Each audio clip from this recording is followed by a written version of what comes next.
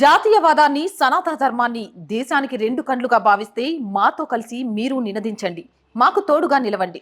కింద కనిపిస్తున్న account details కి ఫోన్ పేకి గూగుల్ పేకి ఆర్థికంగా చేయూతనందిస్తూ మాకు అండగా నిలవండి.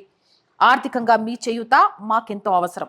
నమస్తే, వెల్కమ్ టు అవర్ వాయిస్. నేను జర్నలిస్ట్ నవత. కొన్ని వార్తల్ని కొన్ని వీడియోల్ని చూసినప్పుడు అరెచ్చి వ్యూస్ కోసం ఎంతకైనా దిగజారుతామా అని అనిపిస్తోంది. ఎందుకు మాట్లాడుతున్నాను అనంటే కామెడీ పేరుతోటి కొంతమంది కొన్ని అసహ్యమైన పనులు చేస్తుంటే మరికొంతమంది ఇంటర్వ్యూలని ఇంకొకటని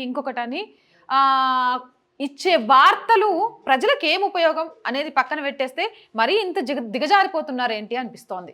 దానికి కారణం లేకపోలేదు. ఈ మధ్య కాలంలో అంబానీ కొడుకు పెళ్లి చాలా చాలా చాలా గ్రాండ్గా జరిగిన సంగతి మనందరికీ తెలిసిందే. 5,000 కోట్లు ఖర్చు పెట్టారు అంటూ హరే ఎప్పుడు చచ్చిపోతాడో తెలియనివాడి కోసం 5,000 కోట్లు ఖర్చు చేశారు. ఎందుకో తెలుసా? చనిపోతాడని తెలిసినా రాధిక ఎందుకు పెళ్లి చేసుకుంటుందో తెలుసా? ఏంటండి అవి?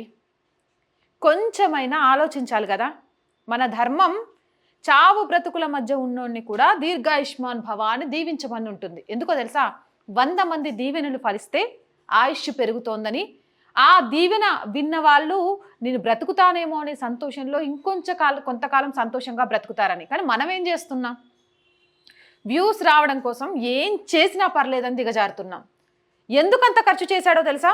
నేను ఏ ఒక్క ఛానల్ని ఉద్దేశించి చెప్పట్లేదు. నేను కొన్ని థంబ్నెయిల్స్ని చూశాను, వాటికి సంబంధించి కొన్ని మీకు చూపిస్తాను. తను చనిపోతాడని తెలిసినా రాధిక ఎందుకు పెళ్లి చేసుకుందంటే, చనిపోతాడని తెలిసి మీరెవరు నేనెవరు డిసైడ్ చేయడానికి? మీరు నేను ఇవాళ బ్రతికున్నాను, రేపు బ్రతికుంటామని మీరు గ్యారంటీ ఇవ్వగలుగుతారా? అనారోగ్యంగా ఉన్న వాళ్ళు రోజులు గడుపు తరబడి బ్రతుకుతుంటే ఆలోచన లేకుండా అడ్డగోలుగా డ్రైవింగ్ చేసావు, ఇంకొకటో త్రుటిలో ప్రమాదం వల్ల ప్రాణాలు కోల్పోయేటోళ్ళు 100 మంది ఉన్నారు. అలాంటి థంబ్నెయిల్ తోటి పదే చస్తాడు అనే దాంతో వ్యూస్ సంపాదించుకోవడం అవసరమే. ఇంకో థంబ్నెయిల్ చదువుతా చూడండి. ఇలాంటివి ఒక్క ఛానల్ కనే కాదు, చాలా. అనంత్ అంబానీ చనిపోతాడని వార్తలు నిజమా? అసలు విషయం చెప్పిన డాక్టర్లు. అనంత్ అంబానీ చనిపోతాడని వచ్చే వార్తలు నిజమా? రాధిక ఎందుకు పెళ్లి చేసుకుందంటే, అనంత్ అంబానీ ఆరోగ్య పరిస్థితి తెలిసి కూడా ఎందుకు పెళ్లి ఒప్పుకుందో తెలిస్తే షాక్. అనంత్ అంబానీ చనిపోతాడని వచ్చే వార్త నిజమేనా? అసలు నిజాలు బయటపెట్టాం. అనంత్ అంబానీ ఆరోగ్య విషయం తెలిసి కూడా రాధిక అంబానీ ఎందుకు పెళ్లి చేసుకుందో తెలుసా? చావు అంచుల్లో అనిత్ అంబానీ. మరి ఇంత హంగులు ఆర్భాటాలు అవసరమా? రాధిక తెలిసి కూడా చేసుకోవడానికి కారణం ఇదేనా? చనిపోతాడని తెలిసి కూడా ఇంత ఆర్భాటంగా పెళ్లి అవసరమా? అనంత్ అంబానీ చనిపోతాడనే వార్తలు నిజమేనా? డాక్టర్ బయట పెట్టిన అసలు విషయాలు. అనంత్ అంబానీ పెళ్లి ఖర్చు ఎంతంటే ఇంత ఖర్చు పెట్టడానికి కారణం అంబానీ కోడలు బ్యాక్గ్రౌండ్ తెలుసా? అనంత్ అంబానీ కంటే రాధిక మర్చెంట్ ఎన్నేళ్లు పెద్ద. రోజుకు 3 కోట్లు ఖర్చు చేసినా అంబానీ సంపాదన 0. కావాలంటే ఎన్నేళ్లు పడుతుందో తెలుసా? ఈ థంబ్నెయిల్ చూస్తే నాకు కొంచెం ఆశ్చర్యంగా అనిపించింది. ఎందుకో తెలుసా? ఈ రోజుల్లో నేను చెప్పే ఒక విషయం చాలా క్లియర్గా ఏం చెప్తున్నాను అన్నది అర్థం చేసుకోండి.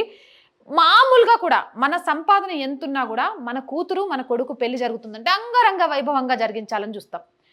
5 రోజుల పెళ్లి చేయాలని కలగంటాం. మన వాళ్ళంతా ఇంటికి రావాలని.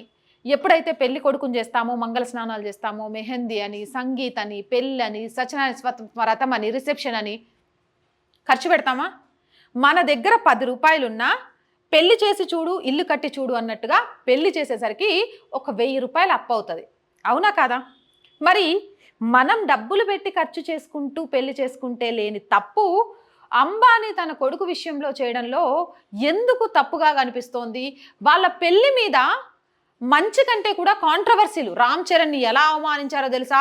ఉపాసన ఎలా అందో తెలుసా? కాజల్ పొగరు తెలుసా? ఎవరికండి దానివల్ల ఏం ఉపయోగం చెప్పండి? మీకు వ్యూస్ వస్తాయి, యూట్యూబ్ నుంచి రెవెన్యూ వస్తుంది, పక్కన పెట్టేద్దాం.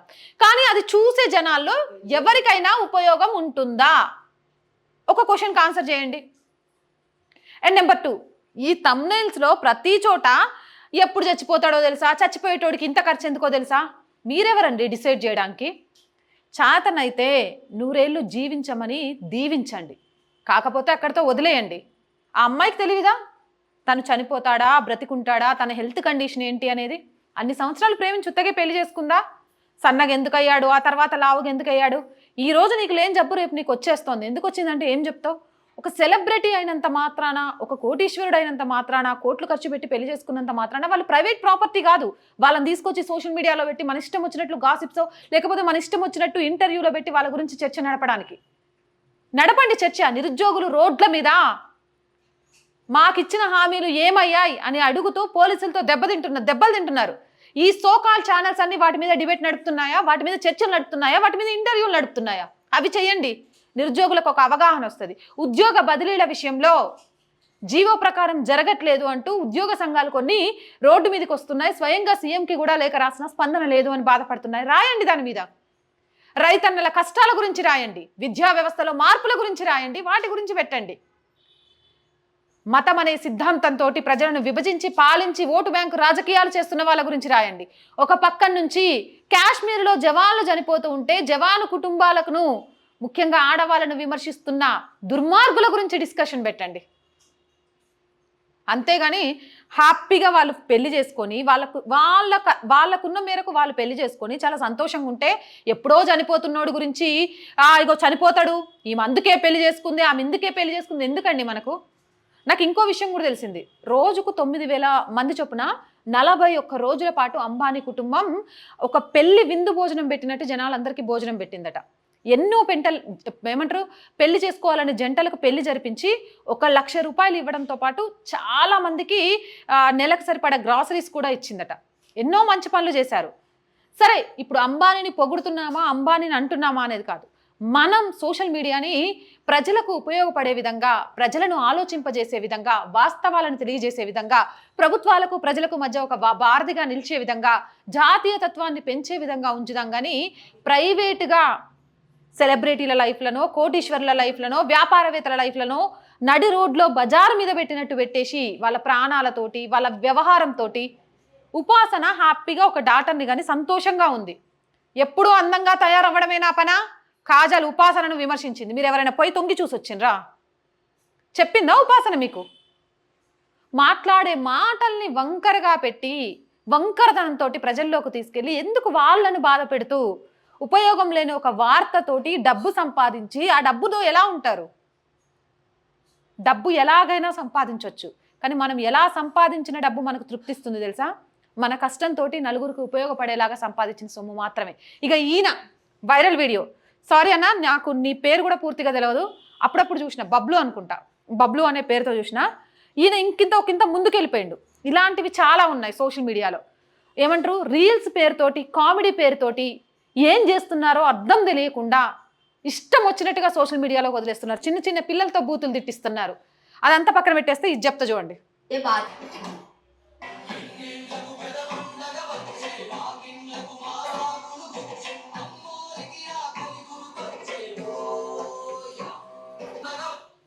వీడికి బాత్రూమ్ చూస్తే దేవుడి పాట, పండగ పాట, అమ్మోరికి ఆకలి ఇవి గుర్తొస్తున్నాయి. ఏమన్నా ఇవి సింక్ అవుతున్నాయా? ఈ కామెడీ దేనికి ఉపయోగం? ఈ కామెడీతో మనం ఏం చేస్తాం? నవ్వించడానికి శతవిధాల ప్రయత్నాలు చేయాలి అని చెప్పారు, కానీ శతవిధాల దరిద్రాలు చేసుకుంటూ నవ్వు అనే ఒక ముసుగును కప్పమని ఎవ్వడు చెప్పలేదు. కామెడీ చేస్తే కుటుంబంతో కూర్చొని చూసి నవ్వే విధంగా ఉండాలి, పిల్లలతో కలిసి పేరెంట్స్ చూసే విధంగా ఉండాలి. అంతేగాని కామెడీ పేరుతోటి వల్గార్ డబల్ మీనింగ్ డైలాగులతోటి, ఇలాంటి బాత్రూమ్ల దగ్గర దేవుడి పాటలతోటి ఏం కామెడీ ఇది? ఇలాంటి చాలా షోస్ ఉన్నాయి, ఒకటి కాదు రెండు కాదు. ఉదాహరణలు చెప్పుకుంటూ వెళ్ళాలి అని అంటే ఈ వీడియో ద్వారా నేను చెప్పాలనుకుంది ఒకటి, సోషల్ మీడియా కానీ మీడియా కానీ సమాజహితంగా, సమాజ హితాన్ని కోరుకుంటూ, ప్రజలకు ప్రభుత్వానికి ఒక వారధిగా నిలుస్తూ, ప్రజా సమస్యలను ప్రభుత్వానికి తెలియజేయడంతో పాటు ప్రభుత్వాలు ప్రజలకు ఇచ్చిన హామీలను నెరవేర్చకుంటే ప్రశ్నించడంతో పాటు జాతీయవాదాన్ని జనాల్లోకి తీసుకెళ్తూ నవ్వించడానికి మీకు శాత కాకపోతే ఒకప్పుడు పాత సినిమాలో కామెడీ చూడండి. అలాంటి ఒక ఆహ్లాదకరమైన కామెడీని కుటుంబంతో కలిసి చూసే విధంగా, అమ్మ నాన్న పిల్లలు కూర్చోగానే ఒక షో రాగానే ఎమ్మటే రిమోట్ మీద చెయ్యి ఉండాలి, లేకపోతే రిమోట్ ఎక్కడుందో అని వెతుక్కోవాలి అనే విధంగా కాకుండా సోషల్ మీడియా డెవలప్ అవ్వాలి. ఈరోజు ఇదొక ఫ్యాషన్గా మారిపోయింది. ఒకటి జీవితాన్ని నడి రోడ్డు మీద పెట్టేసి మనం ఆనందం పొందడం, కానీ అది ఎంతవరకు సమంజసం? వాళ్ళకు మనోభావాలు ఉంటాయి, వాళ్ళు మనుషులే. ఒక సెలబ్రిటీలు అయినంత మాత్రాన, పబ్లిక్ ఫిగర్లు అయినంత మాత్రాన వాళ్ళు మీరు ఏ థంబ్నైల్స్తో పెట్టేసిన తప్పు లేదు అనుకోకండి, ఎలాంటి వార్త రాసినా తప్పు లేదు అనుకోకండి. వాస్తవం ఉంటే వాటిని ఖచ్చితంగా పెట్టండి, కానీ వాస్తవాన్ని ఆ థంబ్నైల్ మీద పెట్టండి. అంతేకాని మీరు పెట్టే థంబ్నైల్లు వాళ్ళ మనసును ఎంత గాయాల పాలు చేస్తాయి. నాకైతే నిజంగా చెప్తున్నా, అంబానీ కొడుకు పెళ్లికి సంబంధించి పెట్టిన ప్రతి థంబ్నైల్ ఇదేంద్రబాయ్, మన భారతదేశంలో శత్రువునైనా సరే అయ్యో పాపం అంటాం కదా, ఎప్పుడు చనిపోతాడో తెలుసు, ఎప్పుడు చనిపోతాడో తెలిసి, ఎప్పుడు చనిపోతాడో తెలిసి, ఏ చావు శుభమాని పెళ్లి చేసుకొని వాళ్ళు 16 రోజుల పండగ కూడా పూర్తి చేసుకోలేదు. వీళ్ళకి మరేం దొరకలేదా డిస్కషన్ పెట్టడానికి అనిపించింది. ప్లీజ్, ఇలాంటి చెత్త, పనికి రాని, ప్రజలకు ఉపయోగపడని, యువతకు ఎటువంటి దారి చూపించని, పిల్లలకు అసలు అవసరమే లేని కంటెంట్ని సోషల్ మీడియా ద్వారా బయటికి వెళ్ళగక్కి డబ్బు సంపాదించడమే ధ్యేయంగా మాత్రం బ్రతకకండి. ఇది ఎవరి మనోభావాలను కించపరచడానికి కాదు, వాస్తవాలను ప్రజలకు తెలియజేయడంతో పాటు మార్పు రావాలి సోషల్ మీడియాతో పాటు మీడియాలో అని కూడా ఉద్దేశంతో మాత్రమే చేస్తుంది. ఇక ఈ వీడియోపై మీ అభిప్రాయాన్ని కామెంట్ సెక్షన్లో తెలియజేయండి. మోర్ వీడియోస్ కోసం మన ఛానల్ని వెంటనే సబ్స్క్రైబ్ చేయండి. ఈ వీడియో నచ్చిందా లైక్ చేయండి, షేర్ చేయండి. మేరా భారత్ మహాన్. మీ ఆదరణి మాకు ఆనందం, మా వెంట మీరున్నారని అతిపెద్ద ధైర్యం. దయచేసి సబ్స్క్రైబ్ చేయండి, లైక్ చేయండి, షేర్ చేయండి. కామెంట్స్ ద్వారా మీ అభిప్రాయాన్ని పంచుకోండి.